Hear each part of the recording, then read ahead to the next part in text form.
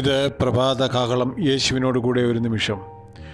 38 സങ്കീർത്തനം 20 വാക്യം. ഞാൻ നന്മ പിന്തുടരുകയാൽ അവർ എനിക്ക് വിരോധികളായി നന്മയ്ക്ക് പകരം തിന്മ ചെയ്യുന്നു. ഇന്ന് ഈ സങ്കീർത്തനത്തിൽ നിന്നും, ഈ ദാവീദിൻ്റെ ഒരു ജ്ഞാപക സങ്കീർത്തനം എന്നാണ് ഇത് പറയുന്നത്. ഈ സങ്കീർത്തനത്തിൽ നിന്നും ദൈവം നമ്മളോട് സംസാരിക്കുകയാണ്. പല അനുഗ്രഹങ്ങളും പല പരാതികളും സങ്കടങ്ങളും ഒക്കെയും ദൈവസന്നിധിയിൽ സങ്കീർത്തനക്കാരൻ പകരുന്നുണ്ട്. ഇവിടെ ഇതാ സങ്കീർത്തനക്കാരൻ തൻ്റെ നിരപരാധിത്വം അല്ലെങ്കിൽ തൻ്റെ ജീവിതം തുറത്ത് കാട്ടുകയാണ്. ഞാൻ നന്മയാണ് പിന്തുടരുന്നത്.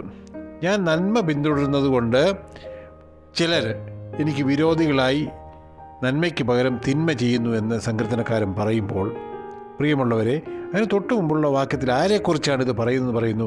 എൻ്റെ ശത്രുക്കളോ ജീവനും ബലവുമുള്ളവർ, എന്നെ വെറുതെ പകയ്ക്കുന്നവർ പെരുകിയിരിക്കുന്നു.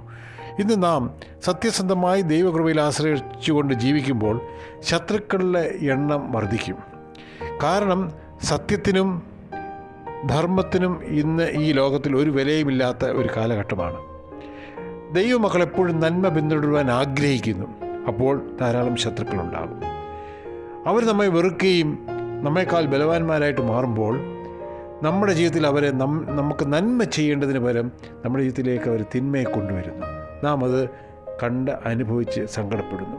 ഇന്ന് രാവിലെ സർവശക്തനായ ദൈവം, സങ്കീർത്തനക്കാരൻ പറഞ്ഞ പോലെ, ദൈവമേ എന്നെ കൈവിടരുതേ എന്ന് അടുത്ത വാക്യത്തിൽ പറയുന്നത് പോലെ, എൻ്റെ സഹായത്തിന് വരണമേ ദൈവമേ എന്ന് വിളിച്ചപേക്ഷിച്ചാൽ ദൈവം ഇന്ന് പകൽക്കാലം നിങ്ങൾക്ക് മറുപടി തരും. പ്രാർത്ഥിക്കാം. പ്രിയ കർത്താവേ, നന്മയ്ക്ക് പകരം തിന്മ ചെയ്യുന്നവരോട് അവിടുന്ന് ക്ഷമിക്കണമേ. നിൻ്റെ മക്കളുടെ നന്മയെ മുടക്കുവാൻ അവിടുന്ന് അനുവദിക്കരുത്. യേശുവിൻ നാമത്തിൽ തന്നെ ആമീൻ.